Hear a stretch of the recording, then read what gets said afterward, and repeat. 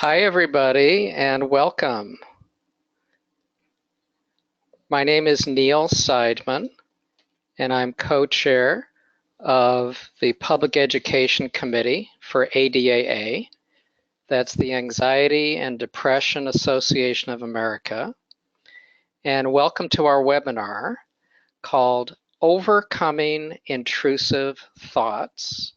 And our presenters are Dr. Sally Winston and Dr. Martin Seif. Before we start, I just want to say a little about ADAA, the Anxiety and Depression Association of America. ADAA is the leading nonprofit organization in the field of anxiety and depression. Our mission is to improve diagnosis and promote the prevention, treatment, and cure of anxiety, depression, and stress-related disorders through education, like this webinar, through practice and research. And we work to end stigma and get the word out. These conditions are real, they're serious, and they're treatable. And I want to invite you to spend some time on the ADAA website, adaa.org. It's really a wonderful resource. You'll find a great list of treatment providers, and there's also a free peer-to-peer online support group. And also you can support ADAA by making a charitable donation on the website. Okay, so let's get started. I'm really happy to introduce our presenters, Dr. Winston and Dr. Seif. They're both founding clinical fellows of ADAA, and they are co-authors of the books What Every Therapist Needs to Know About Anxiety Disorders and a wonderful self-help book called Overcoming Unwanted Intrusive Thoughts. Dr. Sally Winston is a clinical psychologist and co-director of the Anxiety and Stress Disorders Institute of Maryland. She's nationally recognized for her expertise in the treatment of anxiety disorders. Dr. Winston has been active with ADAA for over 30 years.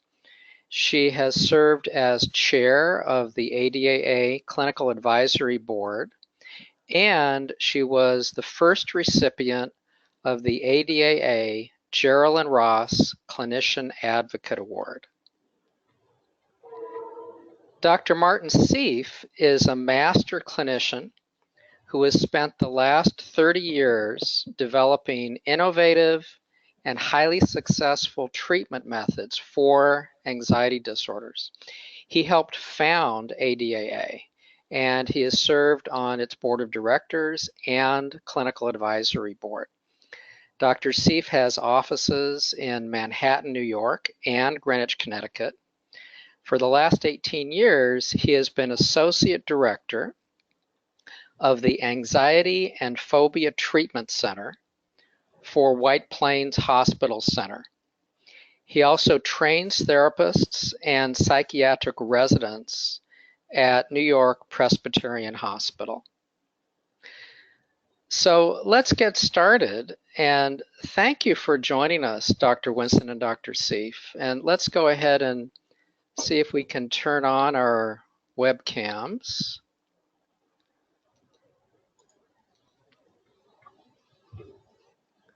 And there we are. Well, thanks for joining us. And I just enjoyed your book so much, Overcoming Unwanted Intrusive Thoughts. And I have to say, one of the examples you gave in your book resonated for me. And maybe we could start with this question that I have, is I've had the experience of getting on a train or a subway, and I'll be standing on the platform, and there'll be this intrusive thought that just pops into my brain. What if I jump off? Or even worse, what if I push somebody off? And two questions. Does this mean that there's something wrong with me that I get thoughts like that? And shouldn't I try to stop these kinds of terrible thoughts? Shall I start? Go ahead, Sal. Yeah. Sure. I mean, the first thing to know is that intrusive thought that you just reported is reported by practically everybody who's honest about what they think when they're standing on a subway platform. So there's not something weird about me? There's nothing weird about you whatsoever. What happens with most people who have such a thought is that it's kind of a passing experience. They have the thought, it goes zinging by. They may have a reaction like, that's weird. And 5 minutes later, they've forgotten they even had the thought. So that's a common experience of a passing intrusive thought. Where things get into trouble is when that passing thought actually gets stuck, and then it becomes repetitive and unwanted, and you worry about it. That becomes a problem. But the thought itself is no problem whatsoever. It's absolutely normal. What gets me stuck in that thought? What would... Well, let me try to step in here, because the second part of your question, you said, shouldn't I try to stop having terrible thoughts like that? Okay. Now, if in fact you have a thought like that and you say, as Sally Winston said, wow, that's kind of weird. Okay, let me just go on. And you probably forget about it by the time you get on the train.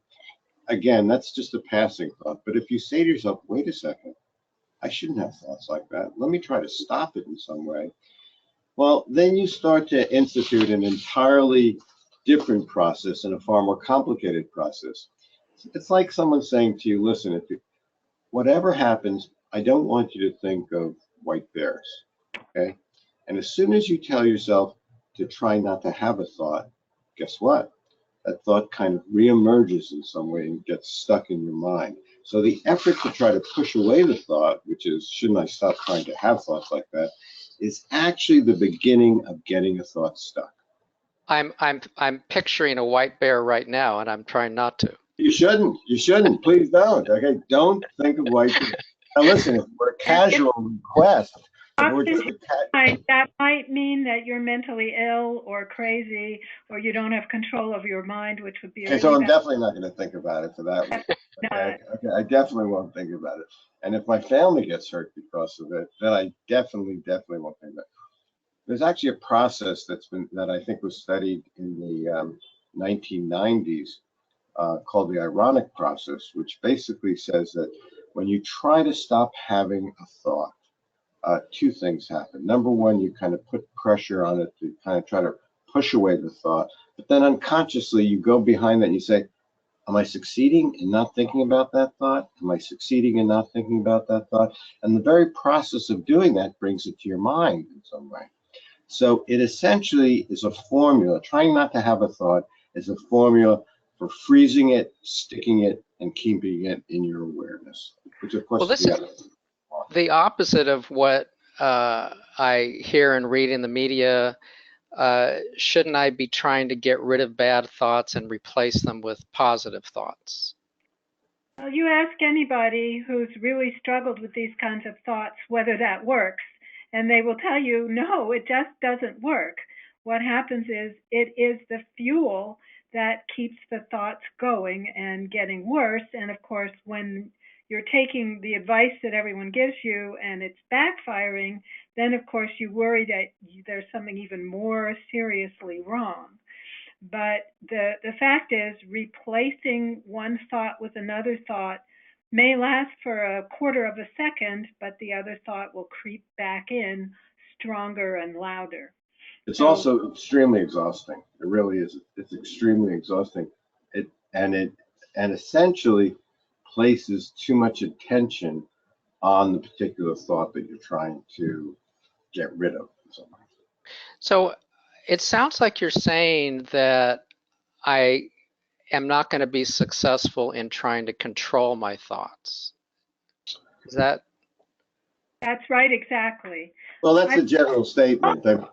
We all have the illusion that we can control our thoughts because we can pivot our attention a little bit from here and there.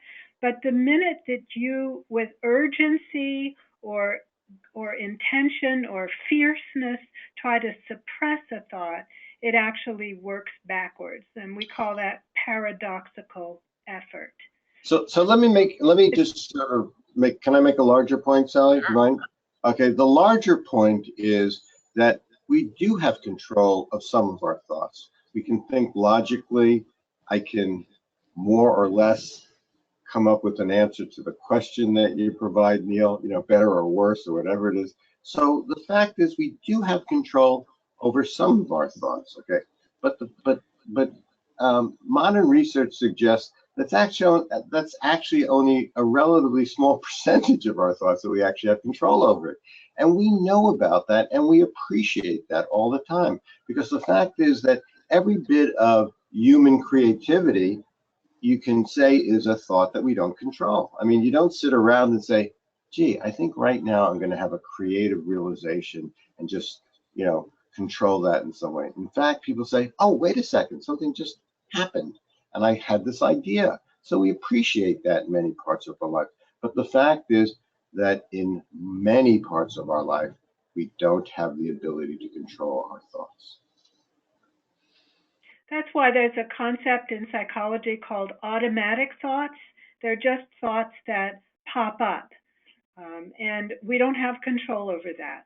What we have control over is how we react to that. So back to the example of I'm standing on that train platform and this negative thought pops into my brain. And I say I'm upset about it. I'm disturbed that I'm having that thought. Is a negative thought like that the same thing as an impulse to do something terrible?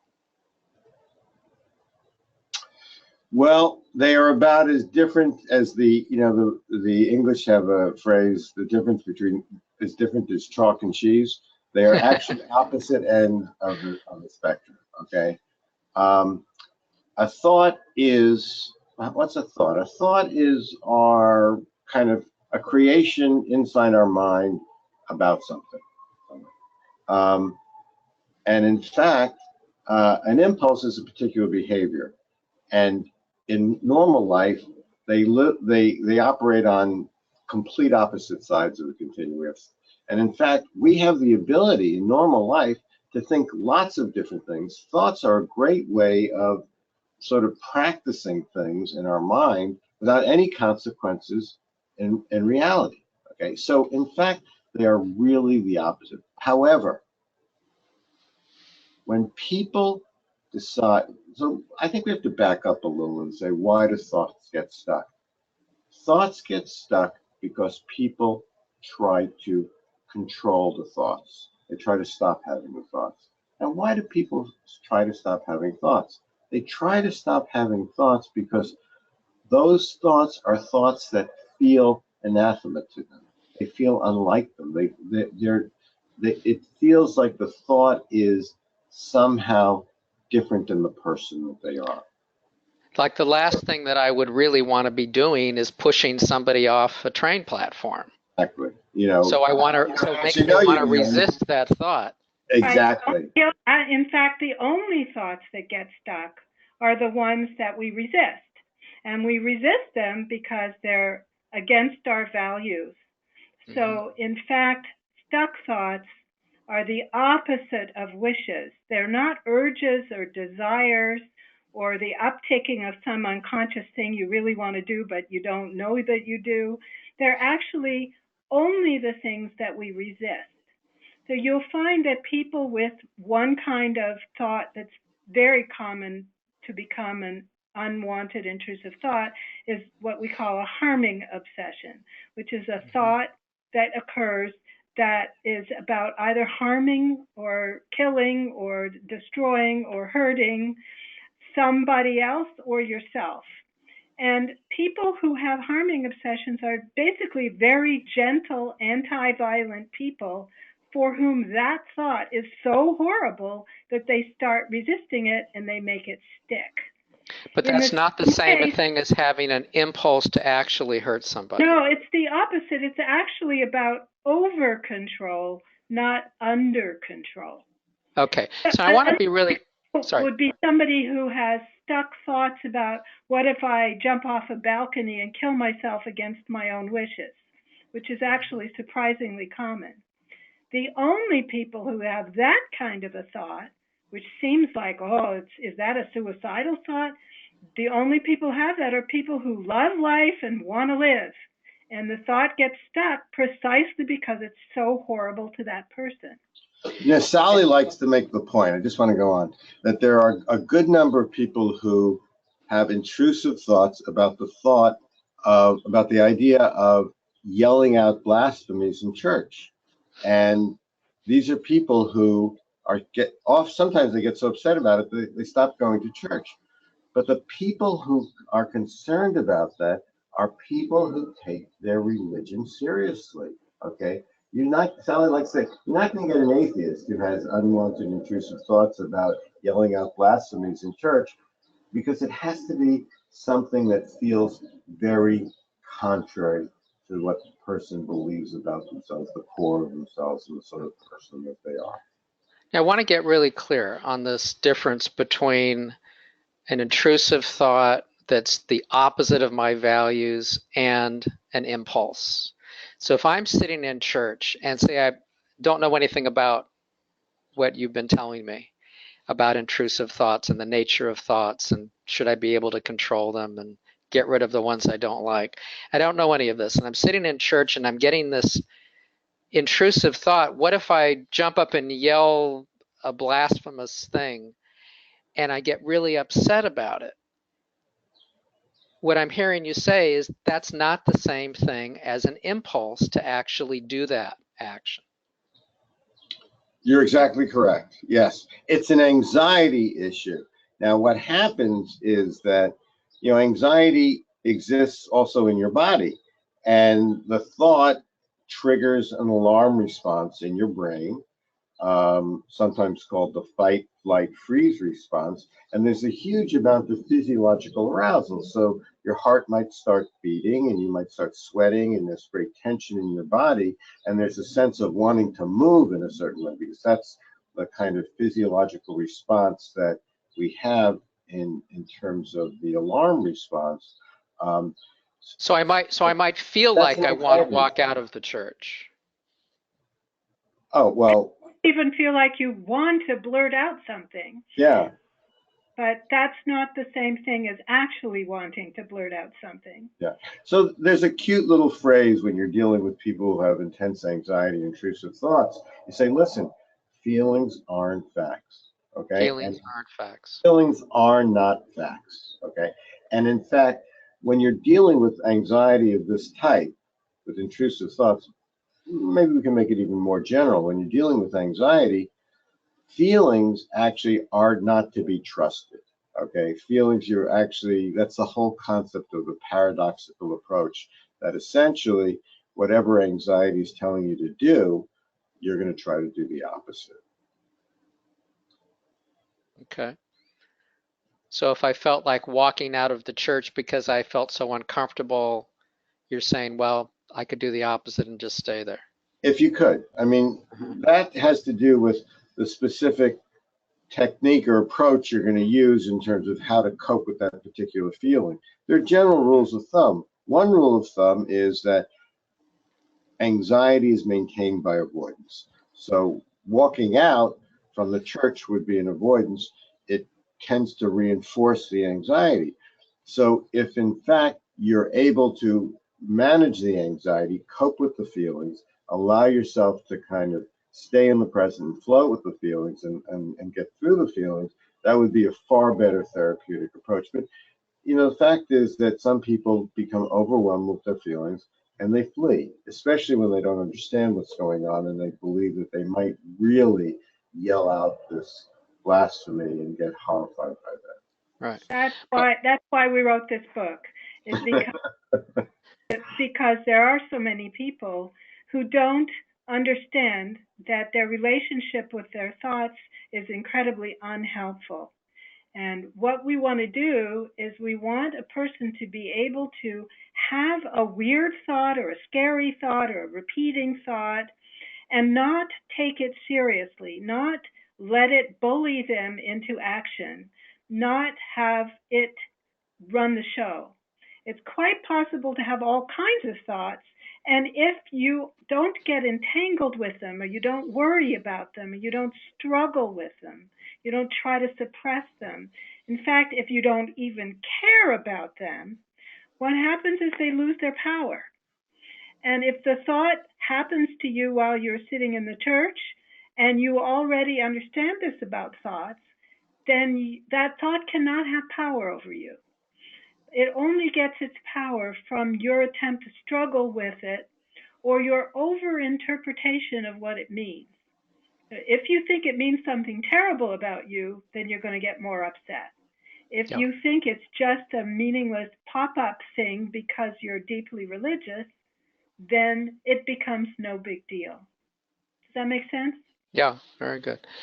So can I go on with that? I think Sure. one of the things a point that Sally's making is that it means that sometimes our mind just sort of throws out junk.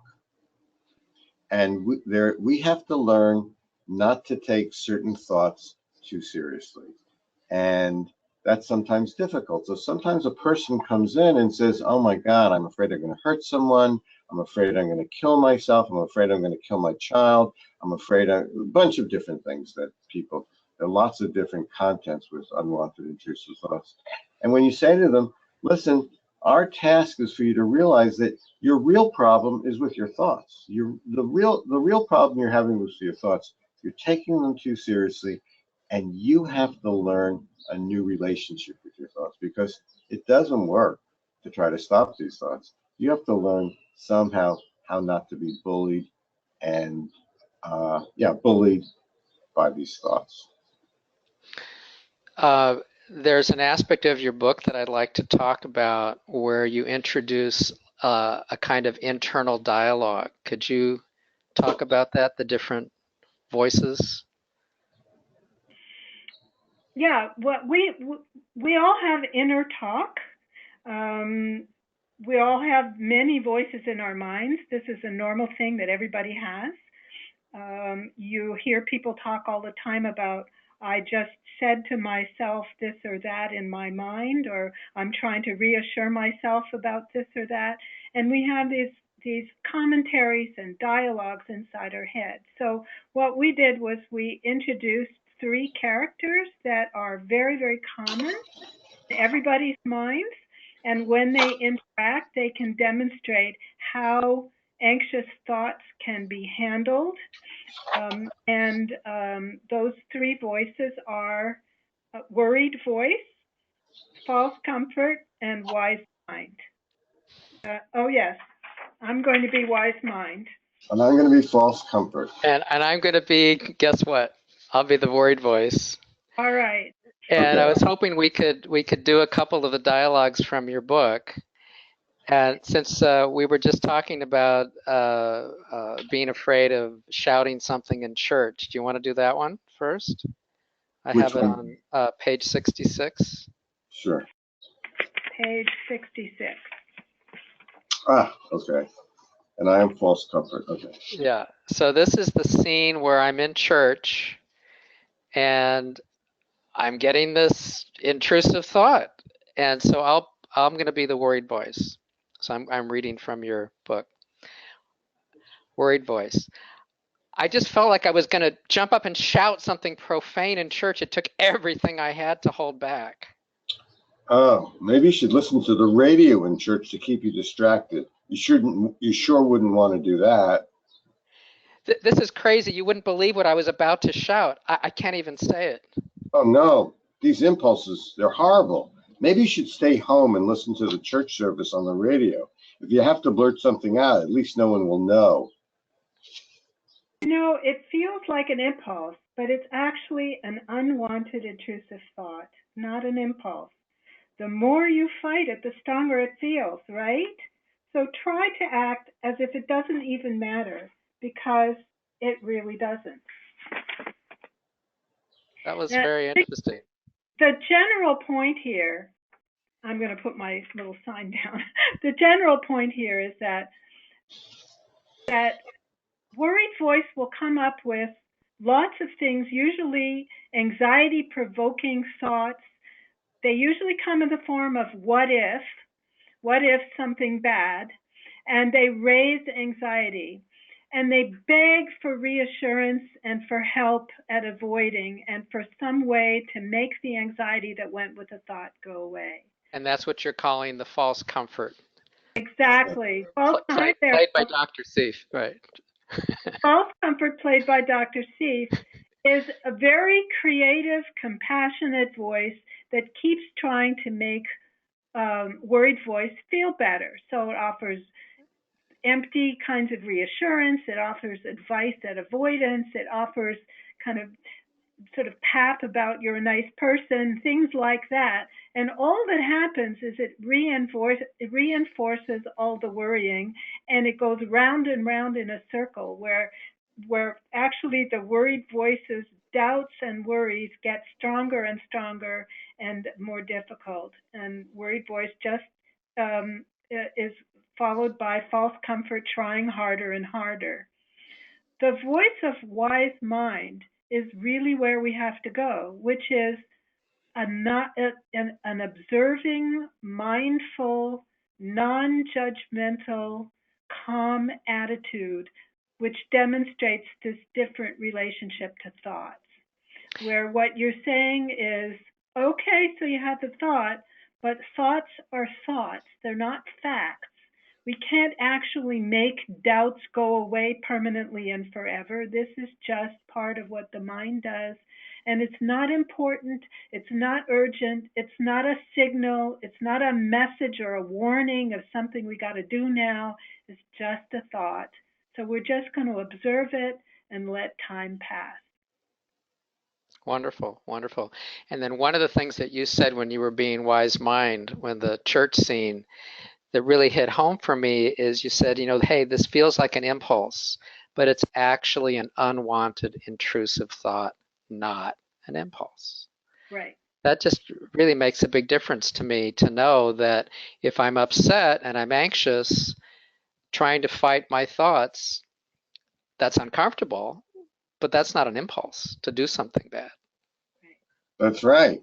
Absolutely. Now, I think we would like you not to fight your thoughts, okay? Right.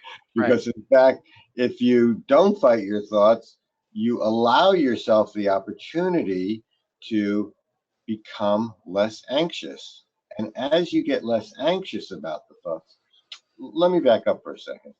There are many, many things that going through our mind, okay, at any given time. Sally likes to make the point that our consciousness is really broadband. I like to say we don't have a stream of consciousness. We have a torrent of consciousness, things that are coming through our mind. And the fact is that the things that stay with us are the things that somehow are appraised correctly or incorrectly as danger. Okay, these intrusive thoughts are incorrectly appraised as danger. They incorrectly they trigger a false alarm response. Okay, and what happens then? It keeps our focus on it because So I'm taking these thoughts seriously. Yes. Now, I'm believing that they're actually impulses. Yeah, so I have to take it seriously because I have to protect myself. As soon as I decide, okay, wait a second, these are just thoughts. They may be disturbing. They may make me anxious, but they're not dangerous. As soon as I can say that, they're just thoughts, well, then they get washed away in the stream of consciousness. We don't pay attention to them anymore. You don't have to push them away. They go away by themselves, like the 100 million other thoughts that you have every day that you don't even think about, and you probably wouldn't even remember the next day. So by learning about this area, about what you've been explaining in the webinar, is it can help me to build my own wise mind. Exactly. Very good point. Good point. And that unwanted intrusive thoughts getting stuck because you don't want to have them. It's important to understand that there's a very wide range of thoughts that particular individuals might find to be thoughts they don't want to have, and so they get stuck. So very often what happens is people believe that they have some kind of an issue that they're working on and working on to try to solve or get rid of or resolve or decide about because they had an intrusive thought that they didn't want to have. Then they started to struggle with that thought and think about the thought over and over again and make meaning out of it that didn't belong. And they end up caught in thinking that they have some kind of very important issue that just started with a random pop-up. That can look like, what if I'm straight, if I'm really gay, or what if I'm gay if I'm really straight, or what if my husband is having an affair, or any kind of what if thought. If it's taken too seriously and the person then struggles with the thought to make it go away, can turn into a big mountain out of a molehill. What we need is wise mind to be able to step in and say, wait a minute, these are thoughts. Shall we do one more dialogue? Can I just make one more point Sure. that Sally mentioned? Since these are pop-ups and we make them, one thing that often happens with people who have intrusive thoughts is that the content of these thoughts morph. They change all the time. Okay, so think of the game whack-a-mole. You hit it in one place, it pops up in the other. So it's not uncommon for a person to come in, have intrusive thoughts about, oh my God, what if I'm really gay, or what if I'm really straight?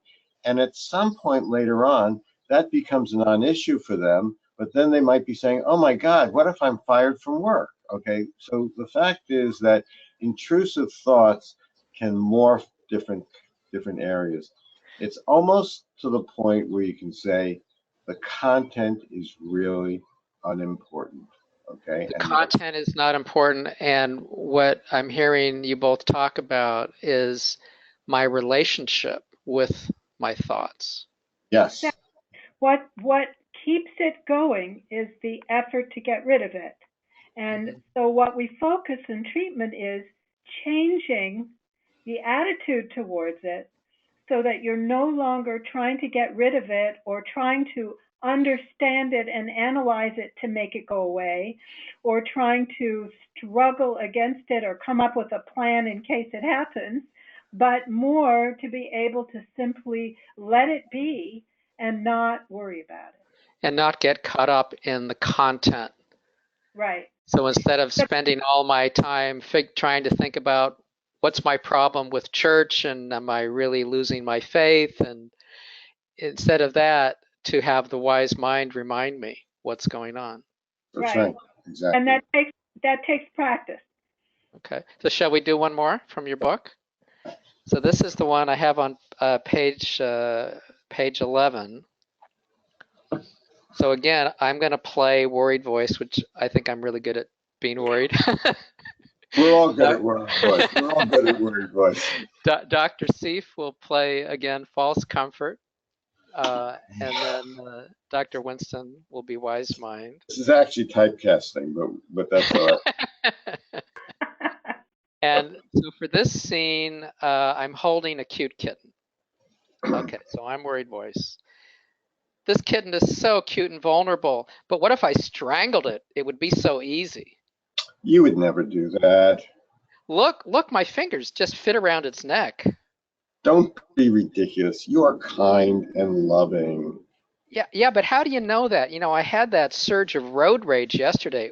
What if I can't help myself? Oh, you just felt angry. You didn't do anything. Just stop thinking that. It's not going to happen. Well, but there's always a first time. And I wonder if there's something sick inside of me. Why else would I have such a terrible thought? Just think about something else. Let's get away from the kitten. This is crazy. You're thinking crazy thoughts. Oh, one more. So you think I have crazy thoughts? Listen, let me step in here, please. These are just thoughts. I watch the two of you fight, and I'm observing your commentary. I notice the more you argue, the more upset you get. And the more it seems like a real issue that needs attention. It's actually just a wild intrusion of a thought that can happen to anyone, and it essentially means nothing. What would happen if you just let those thoughts be? Let them remain as thoughts. Very helpful hearing the dialogue. So in this case, We're hoping that people reading the book find their own three voices, and that helps to identify what is the intrusion that just pops up, what are the ways of trying to cope with it that don't work, which is false comfort, and what is a different way of relating to those thoughts. you know, actually, can I say something about the creation of the book? This book was actually written by Sally and myself as a result of trying to answer the needs of people who felt that they didn't have a platform. It started probably about 3 or 4 years ago, maybe a little more, when I put a single page on my personal website on unwanted intrusive thoughts, and found that over the years, more and more people were finding their way to that to that one page, and actually one year there were over 300,000 people who found their way to that web page, and people started writing and asking questions and talking about how upsetting it was to them. And it was as a result of some of these really heartfelt emails that we got that we decided to try to write a comprehensive book about it to provide help to people. So let me show the book, if we can just turn off our webcams for a moment. Turn off. Oh, here we go.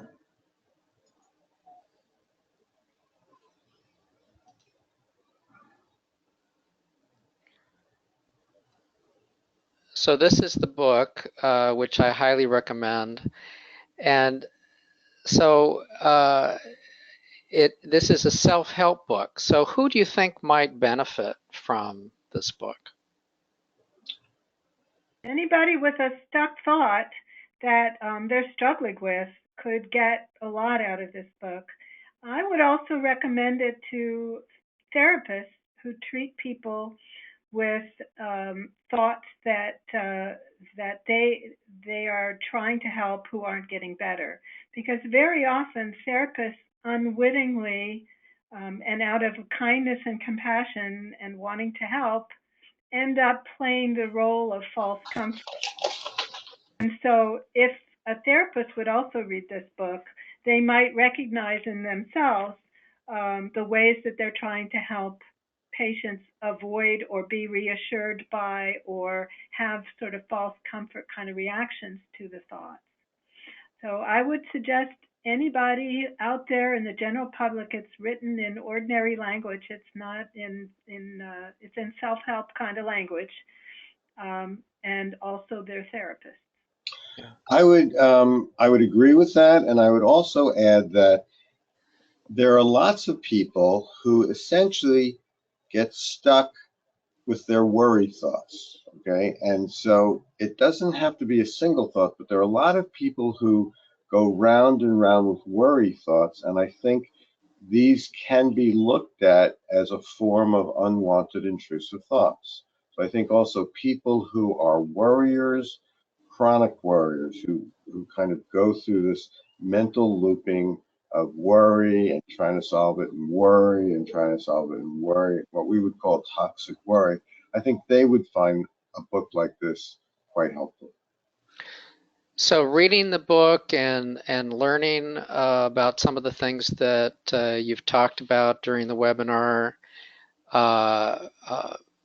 learning about how I talk to myself with the worried voice and the false comfort, and beginning to build a wise mind, starting to shift my relationship with thoughts. This is something that could help me with a lot of different kinds of anxiety that I might be dealing with. Agree. Yes, I would agree. Wonderful. Well, any other closing words that you'd like to leave us with? I just appreciate so much you sharing this information. I would just, Sally, you want to go first? I'll just say we'll be happy to respond to questions if people want. I'm not sure how they do it. Email to you questions. We'll be happy. Yeah, here we go. So I want to invite viewers. If you think of a question that you'd like to ask Dr. Winston and Dr. Seif, you can just send an email to webinars@adaa.org. In the subject line, you could write intrusive, and periodically we'll be posting the answers. So again, thank you so much for joining us today, and I want to thank everybody for watching, and we'll say goodbye for now, and we'll see you next time.